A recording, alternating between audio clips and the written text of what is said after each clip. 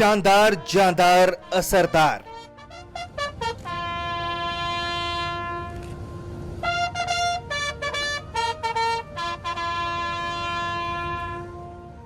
ये धुन सम्मान का धुन है, अभिमान का धुन है, उस सेवा, उस समर्पण का धुन है जिसे आईएनएस सांध्यक ने बिना रुके, बिना थके 40 साल की सेवा के बाद कमाया है।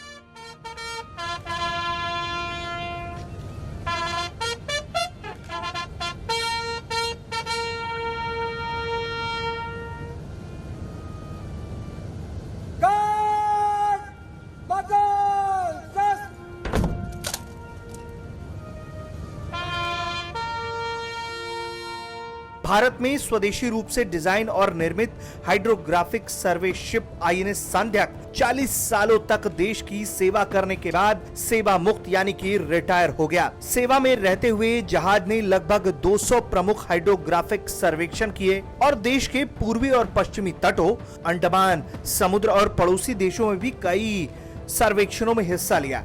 हाइड्रोग्राफिक सर्वे समुद्र के अंदर कंस्ट्रक्शन के लिए, तेल भंडार खोजने के लिए और नेविगेशन समेत कई तरह की एक्टिविटी के लिए किया जाता है। सर्वेक्षण मिशनों के अलावा भी ये कई महत्वपूर्ण अभियानों में सक्रिय भागीदार रहा है। ऑपरेशन पवन में इस जहाज ने साल 1987 में श्रीलंका में भारतीय शांति सेना की सहायता की। वहीं ऑपरेशन सारोंग और ऑपरेशन रेनबो के दौरान साल 2004 की सुनामी के बाद इस जहाज ने मानवीय सहायता प्रदान करने की अपनी क्षमता प्रदर्शित किया।